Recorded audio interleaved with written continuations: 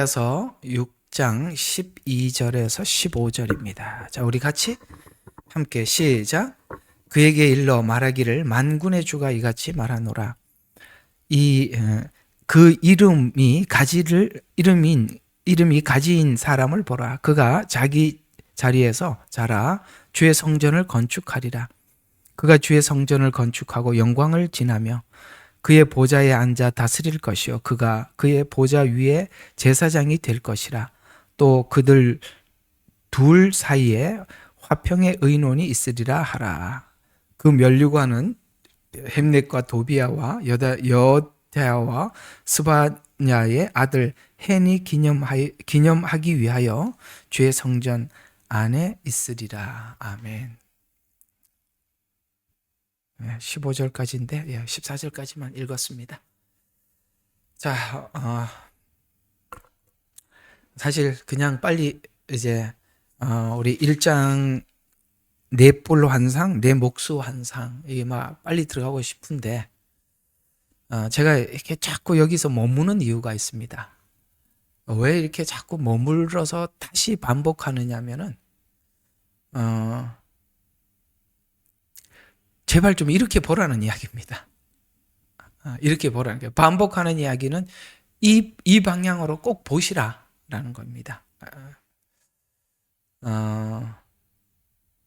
이게 보편적으로 이제 이렇게 해석이 그러니까 보편적으로 이렇게 해석을 하고 모두가 이렇게 해석을 하고 있으면 제가 이렇게까지 강조할 필요가 없는데 해석을 이렇게 안 하니까 제가 이렇게 여러 가지를 통해서 입증을 해보고 싶은 거예요. 입증을 해서라도 이 방향으로 보라고 자꾸 제가 이 예를 들고 다니엘서 예를 들고 그 다음에 오늘은 아브라함의 예를 들어볼 겁니다. 아브라함부터 처음부터 이렇게 하나님 설정이 되어 있다는 것을 오늘 증명을 해 보이려고 하는 것입니다. 다른 사람들은 모두는 그렇게 안 보는데요.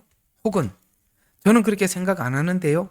라고 하시더라도 저는 어느 정도까지 확신하느냐면 세상 모두가 지금 제가 이렇게 설명하는 대로 보지 않는다 하더라도 천국 가보면 분명히 제 말이 맞을 거다. 저는 거기까지 확신합니다. 어디를 봐도 이렇게 봐야만이 막힘없이 다 해석이 돼요. 그리고 어디를 봐도 너무나도 똑같이 세팅이 되어 있어요.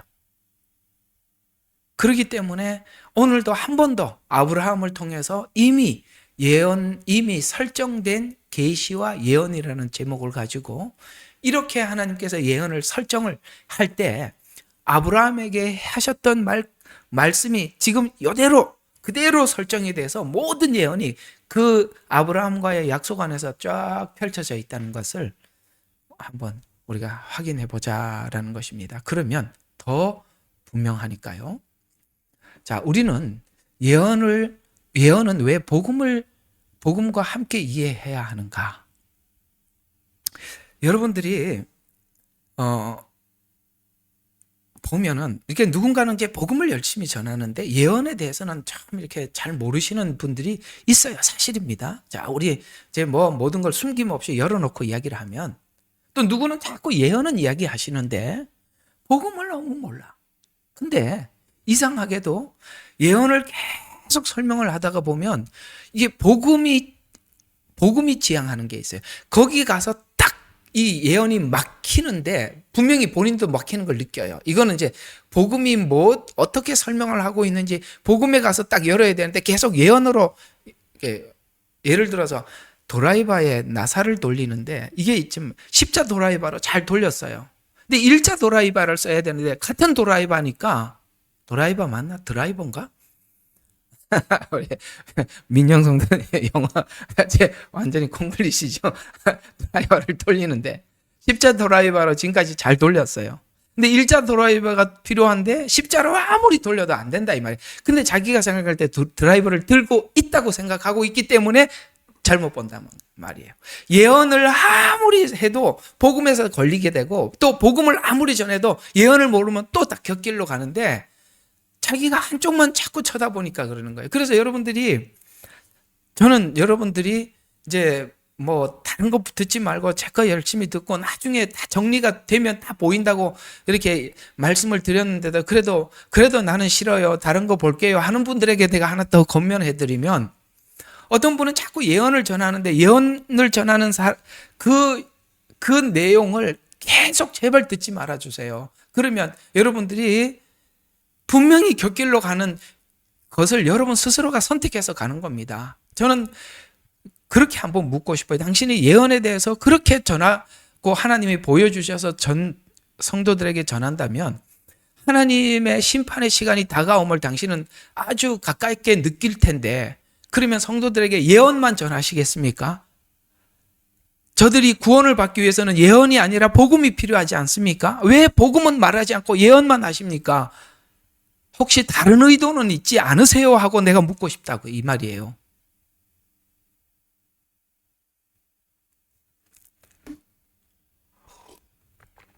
그래서 어떤 분들은 계속 예언만 하시는데 사람들에게 예언만 계속 들으면 두려움만 생기는 거예요. 또 한 사람은 복음만 이렇게, 자기 복음은 정통적인 복음이라고 복음을 전하는데 주님이 심판이 임박해 하고 지금 날이 가까워 오는데 왜 그거는 말하지 않냐? 라고 물어보면 이쪽은 또 문외한 거예요. 그러니까 항상 그러니까 예언은 복음을 위해서 가는 거거든요. 예언은 복음을 위해 가는 거거든요. 꼭 기억해서요. 이 명언이니까 예언은 복음을 위해서 가는 겁니다. 지금 아브라함에게 하신 말씀이 그 말씀이거든요. 그래서 왜 예언은 복음과 함께 가야 이해해야 하는가 하면은 이스라엘 역사는 예언을 따라간 역사입니다. 그렇죠? 이스라엘 역사는 그냥 우연찮게 무슨 일이 생겨서 또 받아들이고 우연찮게 생겨서 받아들이고 이런 게 아니라 하나님께서 이스라엘 역사는 이미 이방 왕이었던 느부갓네살 왕을 통해서 이미 하나님께서 역사를 딱 보여줬다 이 말이에요. 그러면 이 역사들이 예를 들어서 이 느부갓네살 왕이 보여줬던 그 역사들 뭐죠? 바벨론, 페르시아, 그리스, 로마 이런 시대들은 전부 다 누구하고 관련이 있느냐? 정확하게 이스라엘하고 관련이 있어요. 놀랍게도 이거 예수를 안 믿는 세계사를 공부하는 사람들도 보면은 이 지구상에 있는 모든 역사 중에서 큰 역사들, 예를 들어서 1차 세계대전, 2차 세계대전, 십자군 전쟁 전부 다 이스라엘하고 관련이 있다 이 말입니다. 이스라엘과 빼고 나면 아무 관련이 없고 모두가 이스라엘하고 관련이 있더라.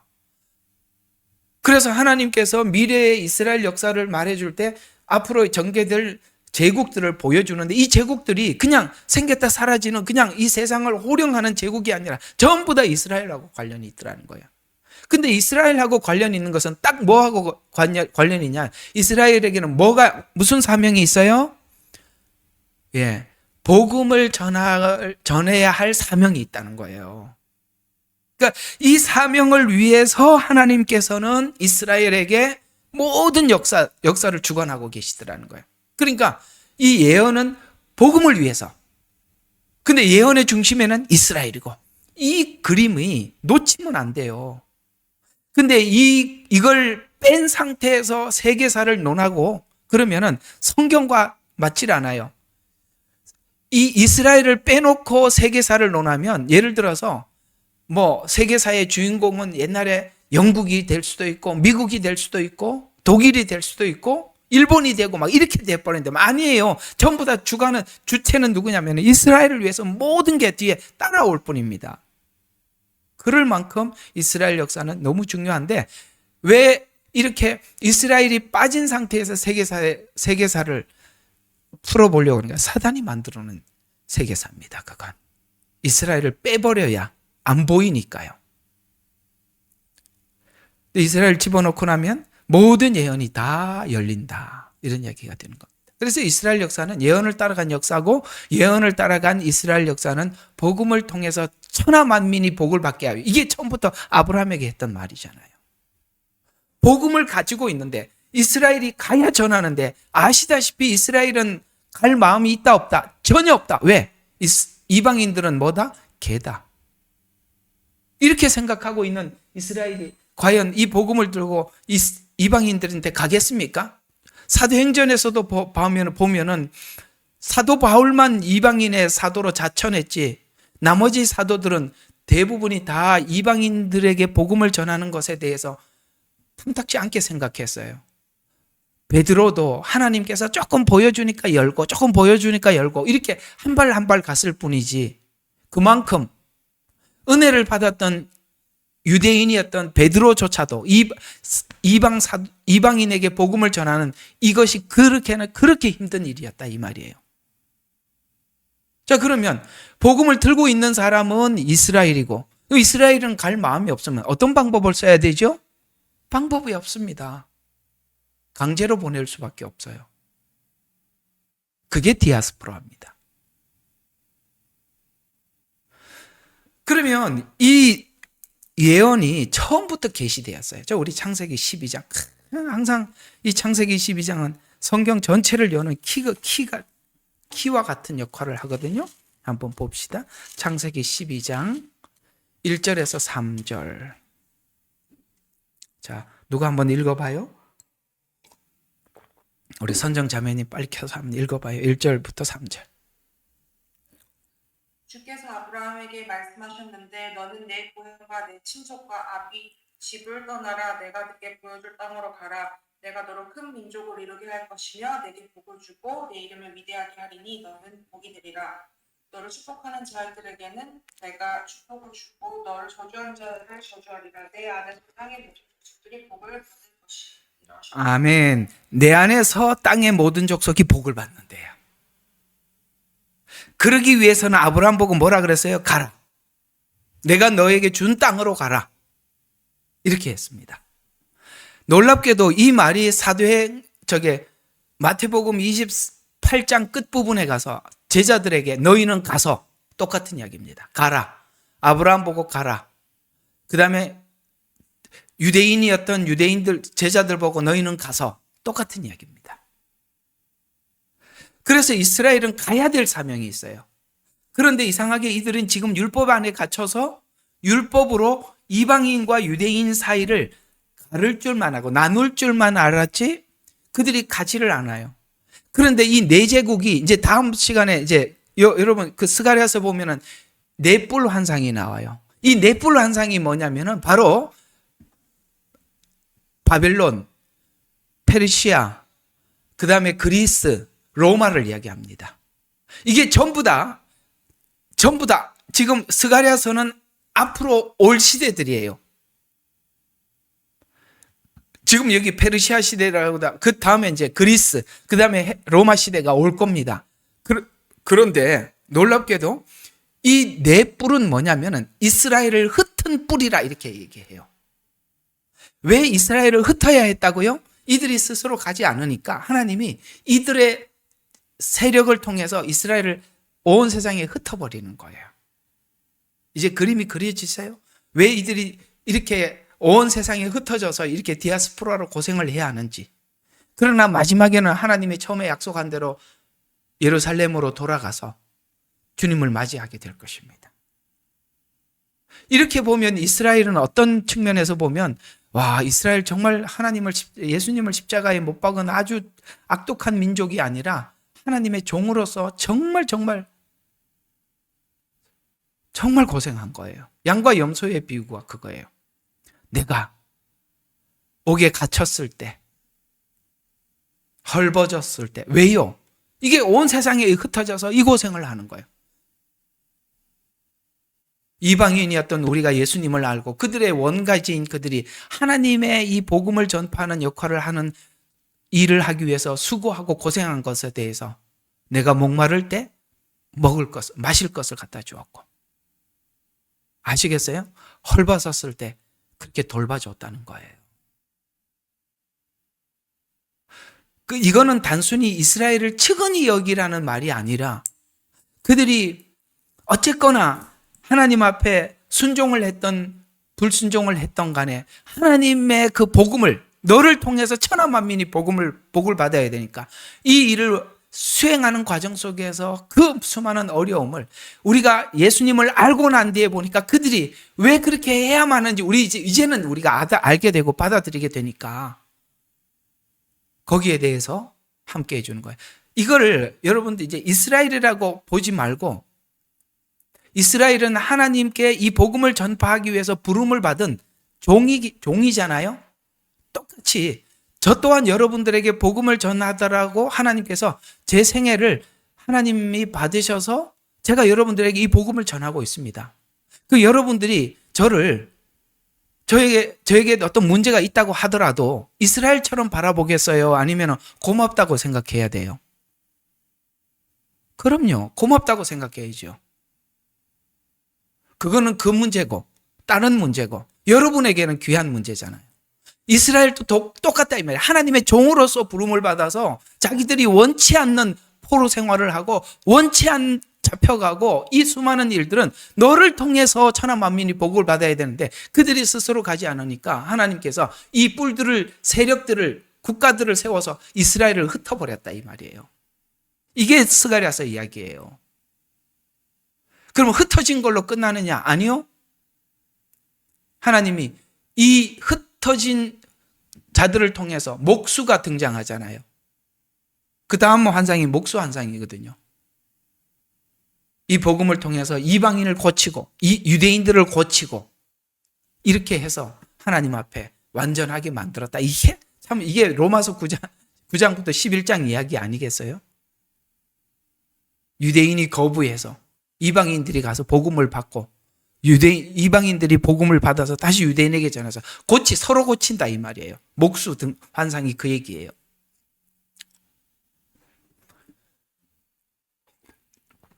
그래서 요것도 하나 정리를 해보겠어요. 이것도 이제 다들 너를 축복하는 자에게 내가 복을 주고 너를 저주하는 자에게 저주하리라. 이거 엄청난 이야기예요. 이스라엘을 축복하면 하나님이 복 준대 이런 데 써먹지 말기. 제발 헛소리 좀 하지 말고. 예? 이스라엘을 축복하면 우리도 복을 받는다. 무슨 놈의 무당이에요? 기복신앙이에요? 그 말이 아니라 하나님께서 아브라함에게 보여준 게 뭐냐면 하나님께서 이삭을 주셨듯이 원인 없는 결과, 구원이잖아요. 은혜. 하나님께서 은혜로 구원하셨던 과정을 아브라함 생애 속에 하나님 보여준 거예요. 하나님이 이렇게 구원하는 이 방식에 대해서 아멘 하는 자에게, 받아들이는 자에게 복을 받고 거부하는 자에게는 저주, 심판이 이 말이라. 은혜의 복음 이외에는 구원의 방법이 없다. 이걸 얘기하는 거예요. 무슨 이스라엘을 복을 빌면 나도 복을 받는데 이렇게 하는 거는 이건 무슨 무당식 해석이지. 이게 무슨 성경이 그런 이야기를 합니까? 그 얘기는 아니에요.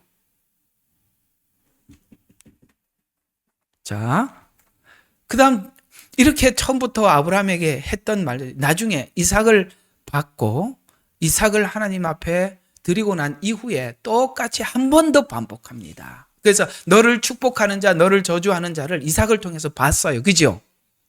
봤죠? 하나님이 어떻게 이삭을 주셨는지 다 확인해서 은혜가 뭔지 확인한 이후에 아브라함에게 또다시 이야기합니다. 스가랴서 자, 창세기 22장 15절에서 18절 또 누가 읽어봐 주세요. 22장 15절에서 18절.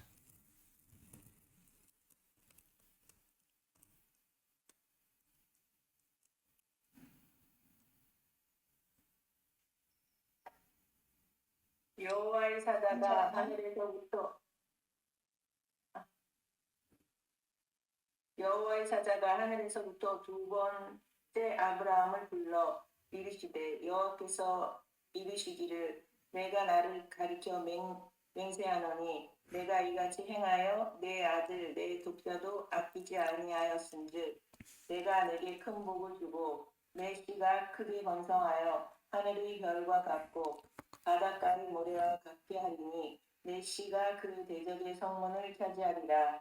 또 내 씨로 말미암아 천하 만민이 복을 받으리니 이는 내가 나의 말을 준행하였음이니라 하셨다 하니라. 이에 아브라함이 그의 종들에게로 돌아가서 함께 떠나 브엘세바에 이르러 거기 거주하였더라. 이 일 후에 어떤 사람이 아브라함 예, 여기 이제 지나갔습니다. 고맙습니다. 예. 자, 이거 한번 봅시다. 자, 너를 축복하는 자에게 축복하고 너를 저주하는 자에게 저주하리라. 이제 이게 은혜의 복음이라고 아까 이제 설정을 해놨죠. 12장 1절에서 3절이. 그런데 지금 22장은 이미 하나님께서 원인 없는 결과인 뭐예요? 이삭을 받았습니다. 정신 바짝 차리고 들어야 돼요. 원인 없는 결과인 이삭을 받았습니다. 우리는 예수님을 믿어서 구원을 받았습니다. 원인 없는 은혜의 구원을 받았어요. 그리고 아브라함은 그것에 대해서 확고한 믿음을 가지고 있었습니다. 그것이 확실한지 보자라고 물어본 게 모리아산에 이삭을 드리는 사건이었어요. 여러분, 이 아브라함이 왜 어떤 믿음을 가지고 하나님 앞에 이삭을 모리아산에서 드렸는가는 창세기에서는 나오지 않아. 믿음장인 히브리서 11장에 가보면 이렇게 말을 해요. 하나님께서 아브라함은 하나님 앞에 이삭을 드렸으니, 왜 드렸는지 그 뒤에 그 마음속에 어떤 믿음이었는지 이렇게 이야기해요. 하나님께서 이삭을 드렸으니 그는 죽은 자 가운데 도로받은 것이라. 왜냐하면 없는 것을 있게 하시는 하나님께서 없는 것을 있게 해서 그 씨를 통해서 하나님 번성케 하리라고 약속하셨는데, 나는 그 씨를 날 아무런 근거가 없었는데 하나님이 주셨으니 만약에 죽이더라도 살려서 그 일을 할 것이다. 왜? 그 씨라고 했으니까. 아무 의심 없이 드렸다. 이건 무슨 말이야? 지금 아브라함은 은혜의 믿음을 확고하게 믿은 겁니다.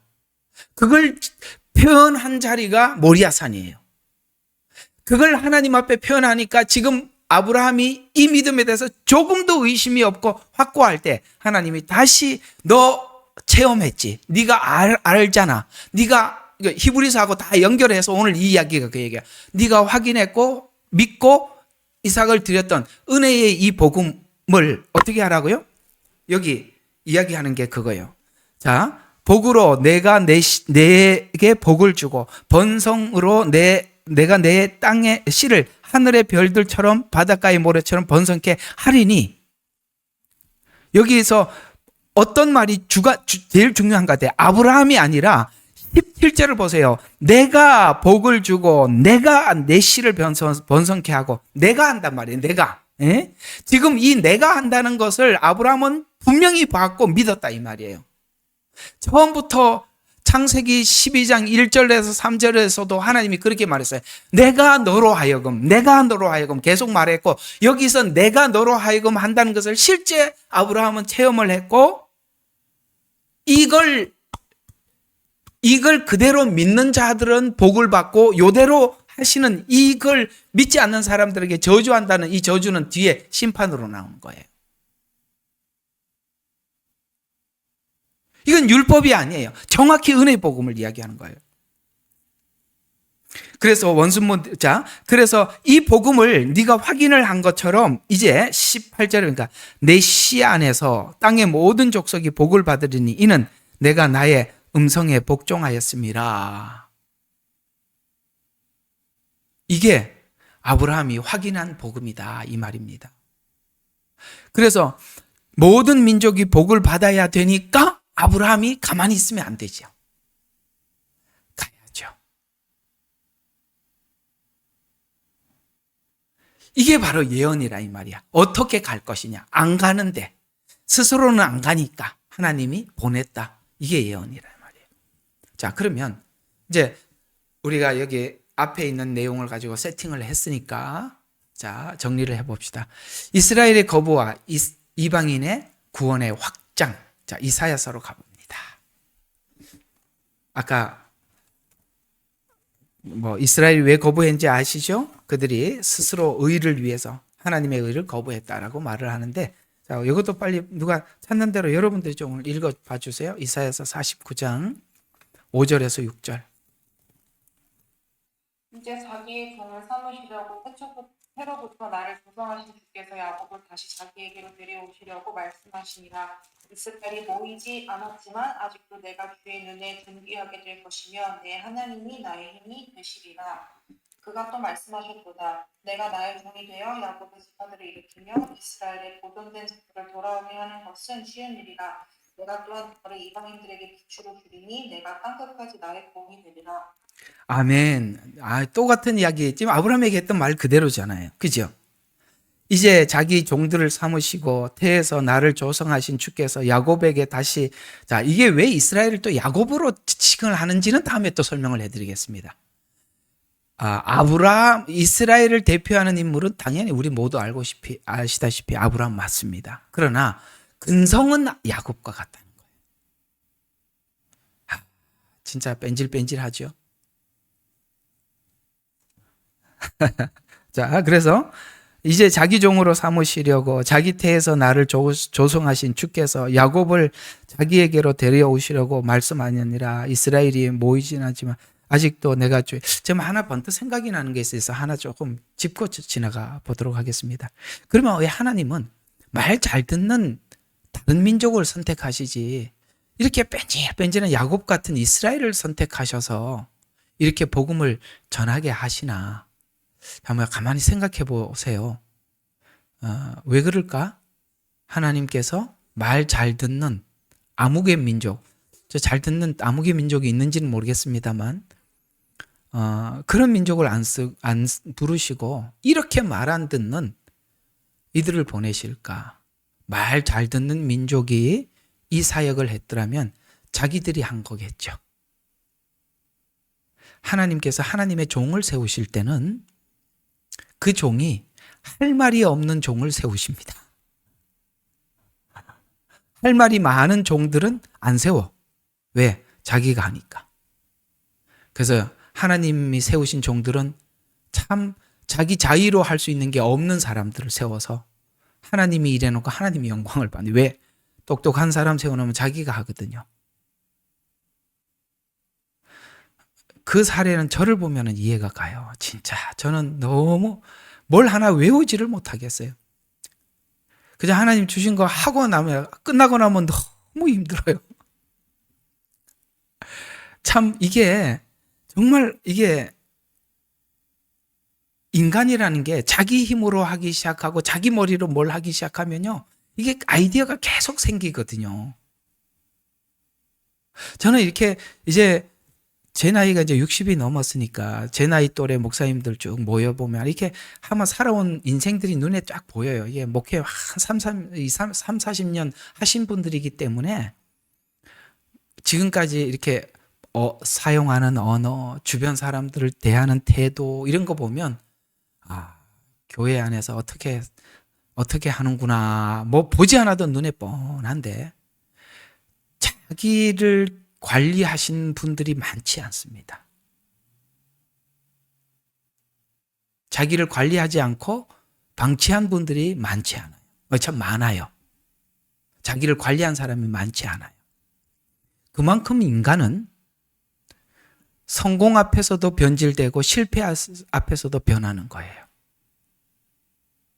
성공하면 하나님께 많은 영광을 돌린다 그러는데 자기에게 돌아올 영광이 안 돌아오면 아주 지나치게 반응합니다. 실패를 해도 그 실패 때문에 쪼그라들어, 이 단어들 하여튼 이해하세요. 이게 쪼그라들어 앉아있지 길을 펴지를 못해요. 그러나 우리가 하나님의 종이라면 하나님 맡겨준 만큼 하면 그만이잖아. 책임은 주인한테 있지 종에게 있는 게 아니잖아요.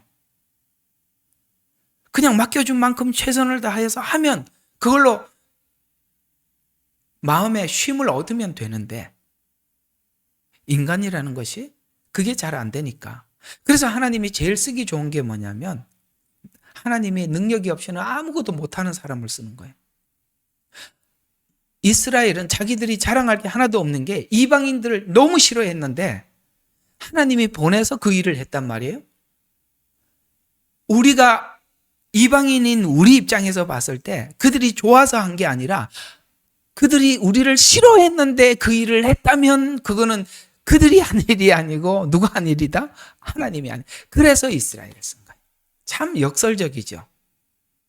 무슨 뜻이냐면 우리는 이런 생각을 해요. 복음을 전하는 사람이 있고 복음을 전해 받는 사람이 있는데 복음을 전하는 사람이 사라져줘야 복음을 받은 사람이 하나님을 만나. 예를 들어서 오늘 이 주의 종들은 중매쟁이란 말이에요. 중매쟁이가 나서서 설치면 중매쟁이는 중매를 해주고 사라져줘야 되는데 중매쟁이가 마치 신랑이나 신부 행동을 하면 이거는 중매도 아니고 아무것도 아니죠. 그래서 하나님께서는 그 복음을 전파하고 사라져가는 그런 인물을 택해서 쓰시는 거예요. 근데 사람이 사라지지 않으니까 하나님이 그 종들에게 여러 가지 훈련을 시키시기도 하는데 놀랍게도 유대인들은 이방인들을 개 취급하기 때문에 그들이 전해도 할 말이 없는 거예요.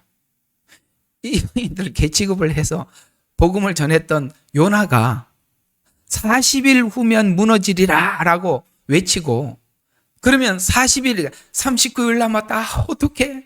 38일 남았다. 열흘 남았다. 9일 남았다. 아이고 3일밖에 안 남았는데 이렇게 애타야 되는데 얼마나 하기 싫으면 하룻밤 딱 하루길 딱 하고 땡 39일 동안 야 어떻게 무너지는지 보자. 그럼 구경하고 앉아 있어요. 이 얼마나 부실한 종입니까? 얼마나 부실한 종이에요. 얼마나 하기 싫으면 얼마나 싫으면 그렇게 했냐. 이게 유대인들이 그래서 그렇게 쓰임을 받아 자기들이 얼굴 낼 일이 없죠. 이 부분은 정말 하나님 앞에 부름받아서 일하는 사람들이 굉장히 조심해서 뭘 맡아서 하든지 간에 하셔야 될 일입니다. 그리고 이걸 우리가 극복하고 넘어갈 수 있다면 여러분들은 정말 많은 부분에 우리가 넘어야 될 어떤 신앙의 장벽들을 우리가 성숙해서 올라갈 수 있어요. 참 필요한 겁니다. 자, 그래서 주의 종들은 그렇게 이스라엘처럼 이렇게 부름을 받아서 근데 오늘 여기 보면은 종이 돼 야곱의 지파를 일으키는 이스라엘의 보존된 일을 위해 돌아오기는 자 일으키며 이스라엘의 보존된 자들을 돌아오게 하는 일은 쉬운 일이라. 내가 또한 너를 이방인의 빛으로 주리니 내가 땅끝까지 주의 구원이 되리라. 그렇죠. 너희는 가서 예루살렘과 유다와 사마리아 땅끝까지 이르러 내 증인이 되리라. 이렇게 했어요. 그게 아까 마태복음 그 밑에 여기 나와 있죠. 28장 11절에 너희는 가서 모든 족속으로 침례를 주고 내가 너희에게 명한 모든 것을 가르쳐 지키게 하라. 세상 끝날까지 너와 함께 있으리라 라고 말하는 이 세상 끝날은 언제지요? 마지막 종말 주님이 오실 때까지 이스라엘과 함께 하신다. 그거 요한계시록에 이스라엘과 함께 하셨던 하나님에 대해서 우리가 요한계시록에서 많이 배웠어요. 이스라엘과 함께 한다는 거 요한계시록. 이게 세상 땅끝까지 함께 있으리라는 말입니다. 그러면 왜 유대인들은 이렇게 복음을 전해서 이렇게 이방인들이 받게 하려고 하는가? 자, 바로 여기 마태복음 21장 43절 때문에 유대인들은 이방인들에게 복음을 전파하게 됩니다. 그 이유에 대해서 마태복음 21장 43절에 이유를 잘 설명하고 있는 게 43절입니다. 한번 보시죠. 제가 이걸 읽어보겠습니다. 그러므로 내가 너희에게 말하노니 하나님의 나라를 너희에게서 빼앗아 그 소출을 가져올 민족에게 주리라. 소출. 자, 이게 뭐죠? 지금 이스라엘은 하나님 앞에 복음을 받아서 복음에 합당한 열매를 맺지 못했죠. 그래서 이것을 할 수 있는 민족에게 줄 것이다. 이렇게 말씀을 하셨습니다. 그래서 이것을 할 수 있는 민족이 누구냐? 이게 바로 이 유대인을 떠난 다른 민족들이 이 교회예요. 그래서 유대인들이 복음을 전파하면서 너희가 이 신앙 고백 위에 교회를 세우리니라고 했는데 이 교회는 이방 교회에 세워진 교회가 되는 것입니다. 그래서 이 소출을 우리 이방 교회가 내서 다시 어디로 간다? 유대 교회로 이 열매를 보여주는 거예요. 그러면 누가 우리 그 성도님 한 분이 참 귀한 메시지를 남겼던데 왜 그렇습니다. 우리가 율법적으로 아무리 애를 써도 열매를 맺지 못하는데 열매는 어떻게 맺는지 요한복음 15장에 잘 설명해 주고 있어요. 아주 심플하게 설명하고 있습니다. 여러분 율법으로 열매 맺는 게 아니라고 이렇게 말하고 있어요. 자, 저절로 열매를 맺나니가 어디 나오나? 이 저절로가 엄청 중요한 거예요. 저절로 나게 나오는 몇 년은 너희 안에서 시커라 안에서 열매 못할 수. 자, 5절부터 한번 봐요. 15장 5절. 나는 포도나무에 너희는 가지들이라. 그가 내 안에 내가 그 안에 거하면 주님과 함께 하면 그 사람은 많은 열매를 맺느니라. 이는 나를 떠나서는 너희가 아무것도 할 수 없기 때문이라. 아멘이죠. 맞죠? 아멘이에요. 우리가 주님 떠나서는 아무것도 할 수 없어요. 내 안에 거하지 아니하는 사람들은 가지처럼 버려져 말라지느니라. 그렇습니다. 그리스도 밖에서 우리가 경험하는 것이 뭐예요? 열매를 맺을 수 없을 뿐만 아니라 말라지는 것을 경험한다. 그러면 사람들이 그것을 거두어 불 속에 던질 것이 그것을 태워버릴 것이라.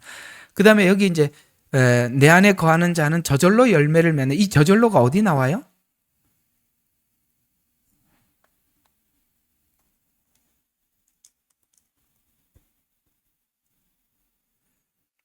지금 못 찾으면 나중에 누가 몇 장 몇 절요 하고 밑에 댓글에다 붙여놓더라고요.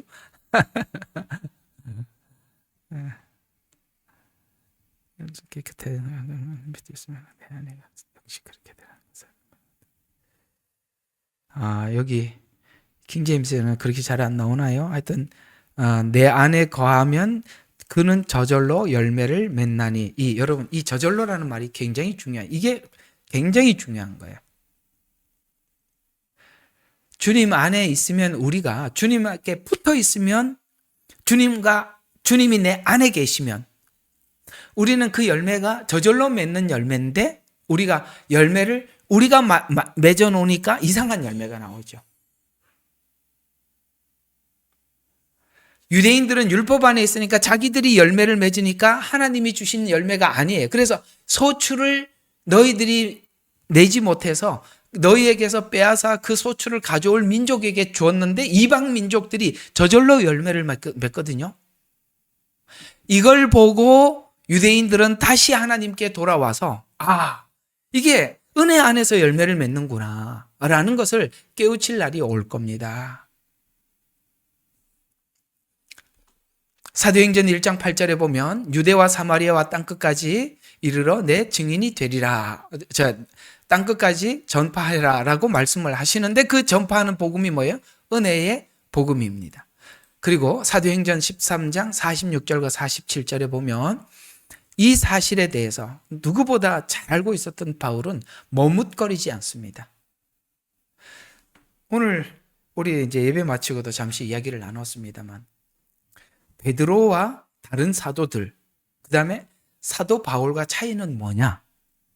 사도 바울은 성경의 계시, 말씀을 보고 하나님의 말씀이 이러이러하다라고 기록이 되어 있으면 그냥 성경을 본 그대로 그는 그대로 행동에 옮기는 사람이에요. 그 자리에서.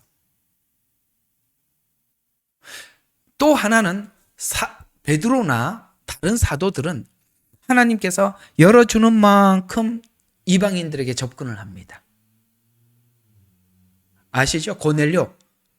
그것도 처음부터 자기 고정관념이 있으니까 하나님께서 환상을 보여주고 보재기에 부정한 짐승들을 받아 먹으라 그러니까 저는 부정해서 못 받아 먹습니다. 이 말이 자연스럽게 나오는 이유가 율법에서 나와 있으니까. 레위기에 그거 먹지 말라고 부정하다고 했으니까 그 부정한 짐승만 다 내려오니까 못 먹습니다. 그래서 2번, 3번 이거 거절했는데 하나님 계속 환상을 보여주시네?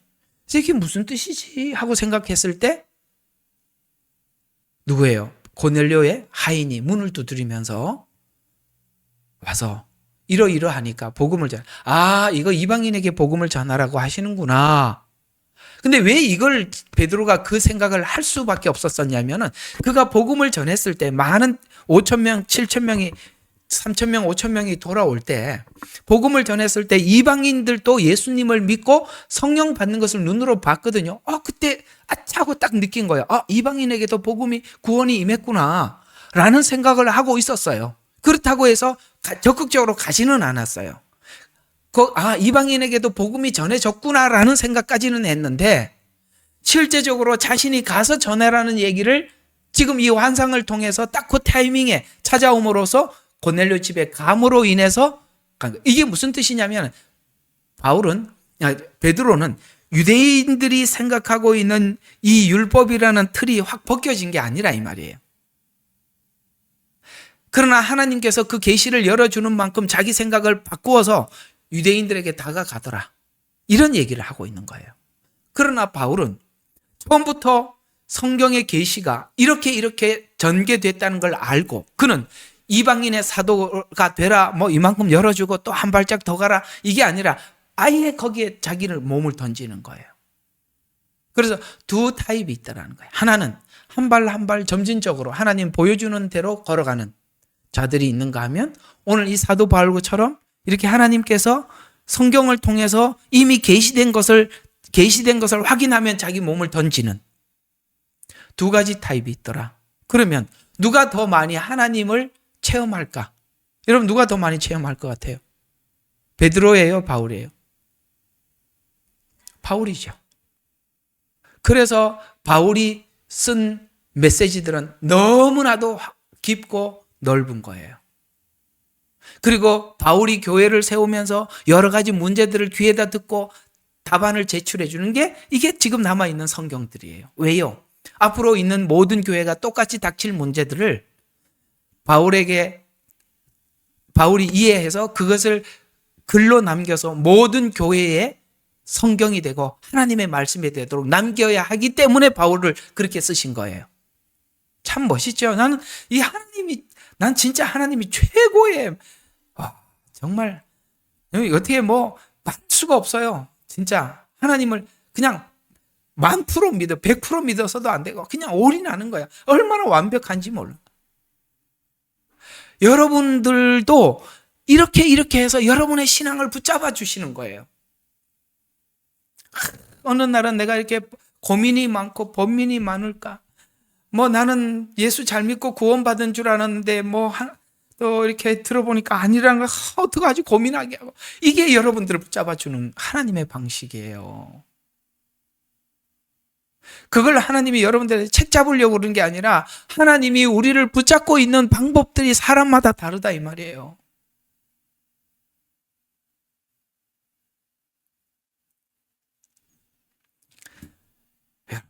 가보면 우리 복음성가에 이런 복음성가가 있어요. 내 인생 여정 끝내요. 저 천국 이룰 때 하늘문 향해 말하리. 예수 인도하셨네. 매일 발걸음마다 예수 인도하셨네. 나의 무거운 짐을 벗고 하는 말, 예수 인도하셨네. 정말 여러분들이 고뇌하고 고민하고 눈물을 흘리면서 밤을 지새면 그건 그냥 괴로워서 밤을 지새는 게 아니라 그렇게 해서 여러분들이 하나님 더 가까이 오게 하고 여러분의 신앙을 유지하게 하고 매일매일 한 번이라도 내 마음 편하게 살 날이 없게 해서 나를 들들 볶아서 나를 깨어있게 하고, 저 같으면 매일 여러분들의 말씀을 전하는 이 책임감 때문에 이렇게 살게 하고, 다 하나님이 붙잡는 방식이 다른 거예요. 매일 발걸음마다 예수 인도하셨네. 하늘문 향해 하는 말, 예수 인도하셨네. 감사합니다. 이렇게 우리가 편안하게 이끌어가는 게 아니라 편안하게 침대에 누워 있을 수 없어서 하나님의 인도함을 받는 겁니다.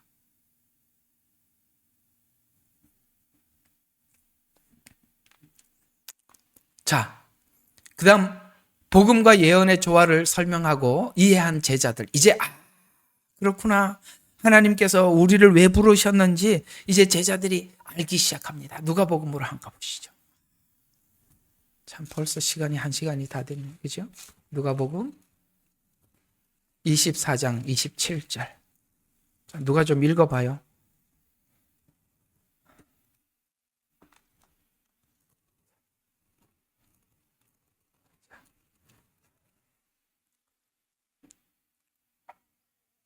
모세와 모든 선지자들로부터 시작하여 자신에 관하여 모든 성경에 있는 것들을 그들에게 설명하시더라. 아멘. 지금 제자들이 엠마오 마을로 내려가고 있어요. 서로 대화하고 있어요. 야, 얼마 전에 예루살렘에 된 일 우리가 알지 못하느냐. 우리가 이스라엘의 구속자라고 기대했는데 죽고 끝났어. 이러면서 내려가고 있어요. 예수님이 옆에서 길을 가는 제자들에게 과 함께 대화를 합니다. 그러면서 예수님께서 설명을 하지요. 그게 이제 그런 설명을 했던 그 설명들이 오늘 여기 27절에 보면 모세와 모든 선지, 이게 구약이잖아요. 시작하여 이게 자신에 관한 이야기다. 고난에 관한 이야기다. 그 십자가에 피 흘려 죄사함에 관한 이야기다. 이걸 막 설명을 해주니까 눈이 열려. 그래서 44절부터 48절을 보면 또 그들에게 말씀하시기를 이런 것이 너에게 함께 있을 때에 말했던 바 모세와 율법과 선지자들 시편에 관해 나에 관하여서 기록된 모든 것이 이루어져야 한다던 그 말이라고 하시고, 이제 복음이 구약에 있는 내용이 예수 그리스도의 복음이라는 게 열렸다 이 말이에요. 그때 그들의 지각을 열어 성경을 깨닫게 하시고 또 그들에게 말씀하시기를 그리스도가 고난을 당하는 것과 죽은 자들로부터 셋째 날에 살아나는 것이 기록되었으며 또 그렇게 되어야 마땅하니라. 예루살렘에서 시작하여 모든 민족 가운데 그의 이름으로 회개와 죄사함이 선포되어야 하리라. 우리가 이 일의 증인이라. 그들이 가서 이게 지금 사도들이거든요. 이들이 가서 이방인에게 복음을 전해서 이방인이 주님 앞에 돌아온 거예요. 지금 이스라엘 백성들에게 이 복음을 전하도록 한 사람들에게 눈을 열어주는 겁니다. 우리 모세오경에서 모세오경에 있는 복음을 우리가 지금 화요일날 성경 공부하고 있는데 너무 신기하죠? 똑같죠? 바로 이렇게 열리고요. 바로 이들이 모세오경이 지금 신약 성경처럼 열리고 있는 거예요. 그래서 그런 사람들을 통해서 너희가 이 일의 증인이라 이렇게 말하는 겁니다. 그래서 너희는 가서 이렇게 말한 거고, 너희는 가는데 어디까지 가라? 예루살렘과 유대와 사마리아와 땅끝까지 가라. 이렇게 말씀하신 거예요.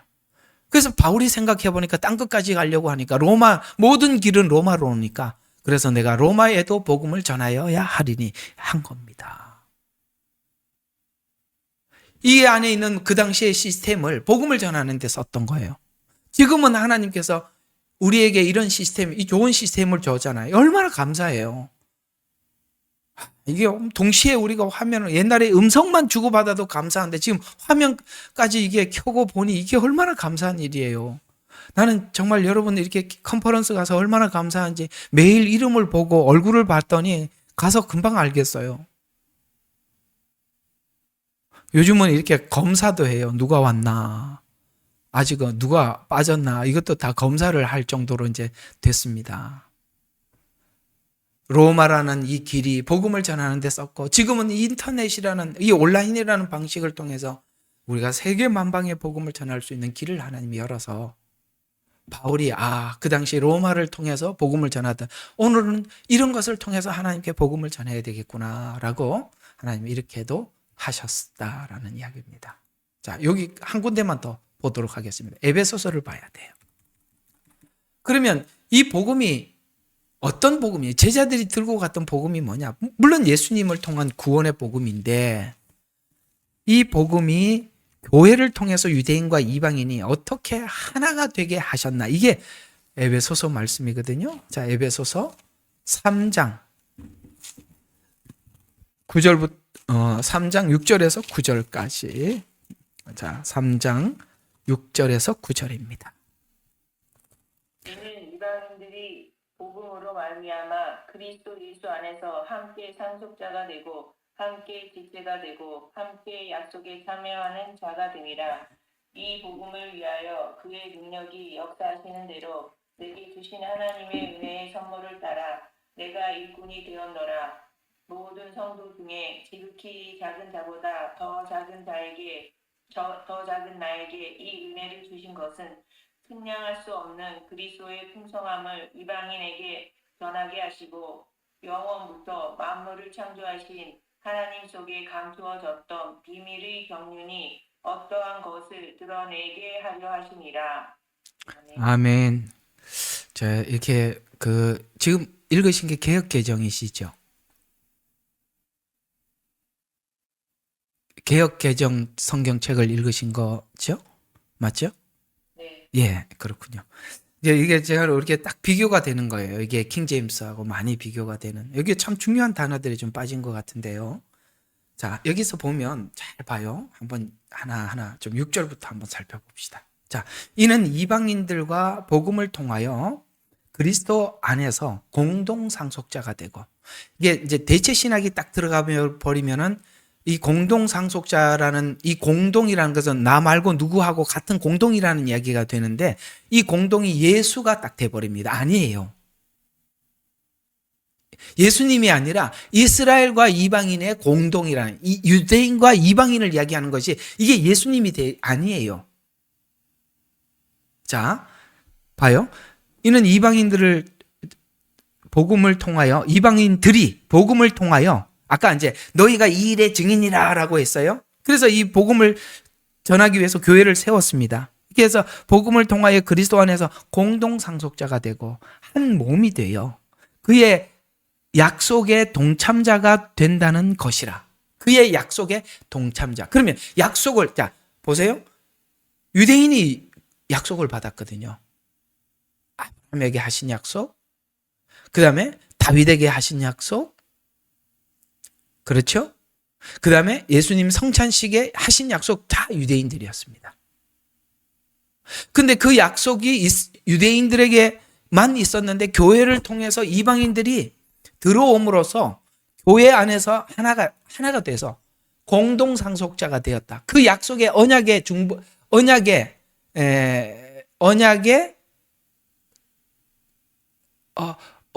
따른 하나님의 축복의 상속자가 됐다면 우리가 같이 그렇게 됐다 이 말이에요. 그래서 약속의 동참자가 된다는 것이라, 이로써 그분의 능력이 효과적으로 역사하신 대로 내게 주신 하나님의 은혜의 선물에 따라 내가 이 복음, 요게 빠졌어요. 아까 개역개정에는 제일 중요한, 그냥 일꾼이 되었노라 이게 아니라 이 복음, 지금 앞에 말했던 이 복음의 일꾼이 되었노라, 이게 가장 정확한 표현이죠. 일꾼, 막 아무 일꾼이 아니라 바로 이 복음의 일꾼이 되었노라.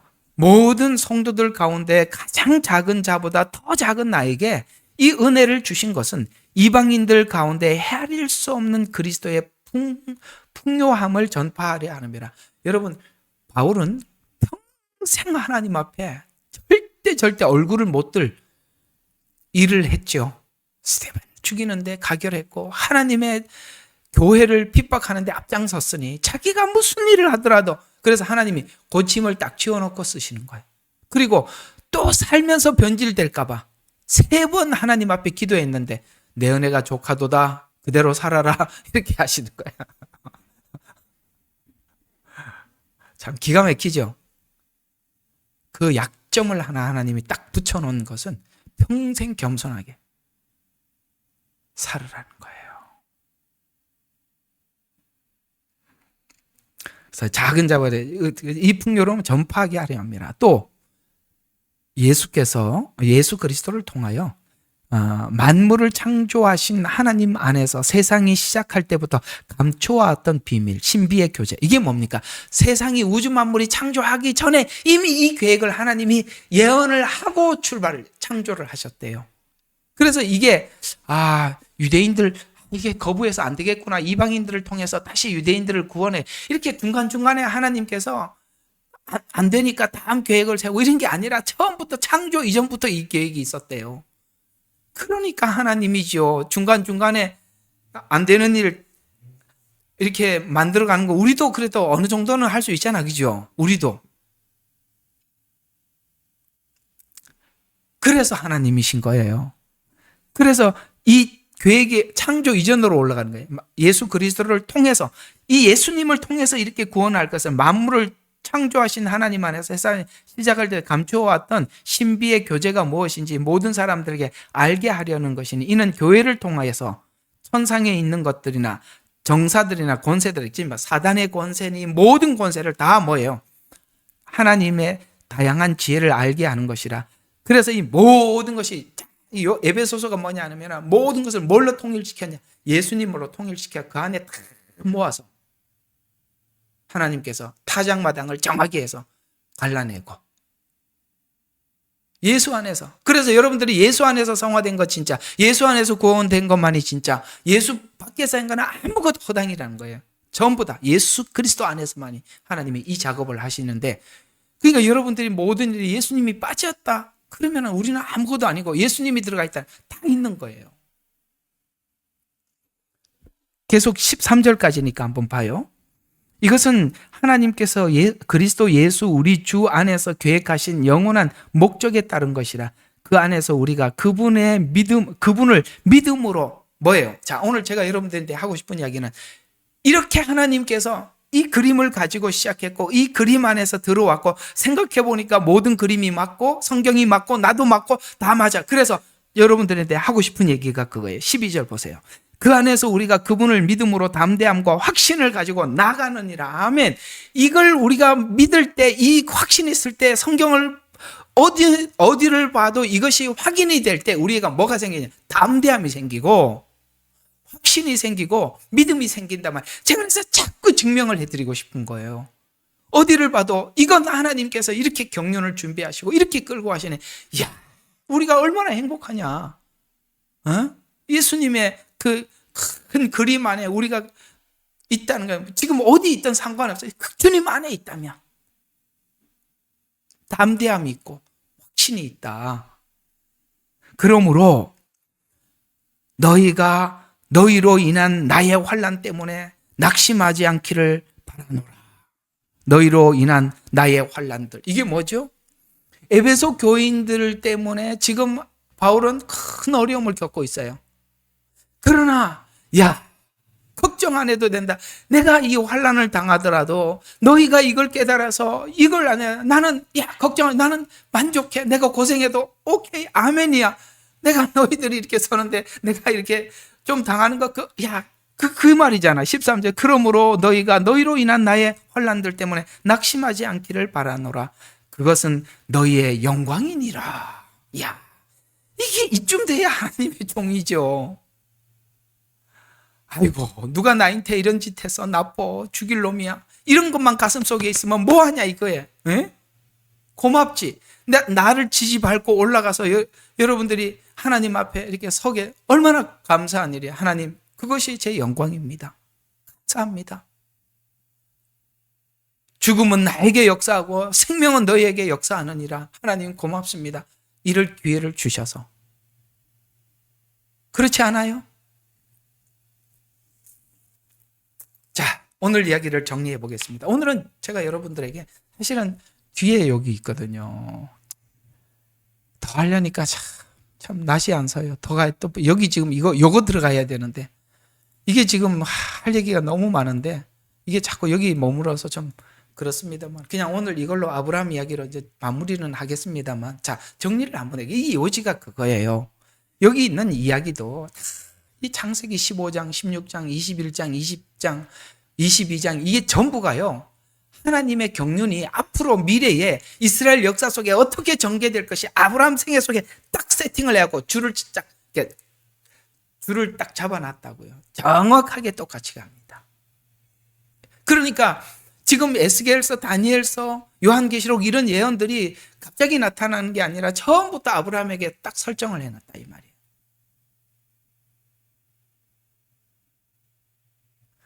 우리 모두가 하나님 앞에 지금 공감하고 우리가 나누어야 될 이야기는, 여러분, 하나님의 그림은 너무나도 크니까 여러분이 지금 어떤 형편에 있든지 간에 여러분이 항상 하나님 안에서 여러분 자신을 지켜나가는 것이 최고예요. 여러분 자신이 하나님 안에서 여러분을 지키려면 제가 방법을 가르쳐 드릴게요. 그냥 이 자리를 지키면 돼. 아무리 힘들고 어려워도 이 자리를 떠나지 마세요. 이 자리를 지키세요. 하나님 앞에 예배하고 하나님 앞에 말씀을 듣고 이 시간만큼은 누구에게 양보하지 않겠습니다. 그래야 여러분 자신을 지켜낼 수 있어요.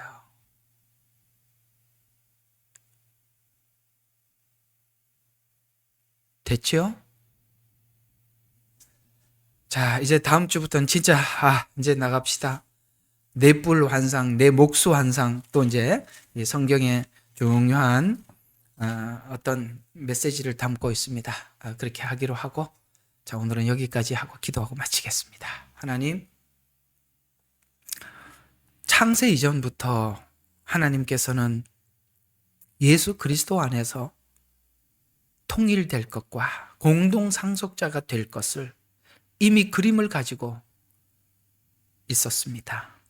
아브라함에게 이 은혜의 복음을 선포해 주시고 너를 통해서 천하 만민이 복을 받을 것이라 하나님께서 설정해 놓으시고 이스라엘을 통해서 온 세계 만방에 복음을 전하기 위해서 이스라엘은 아버지 하나님 창조 이후에 오랜 역사 속에 바벨론으로, 아수르로, 로마로, 디아스포라로 흩어져 하나님의 증인으로 살았습니다.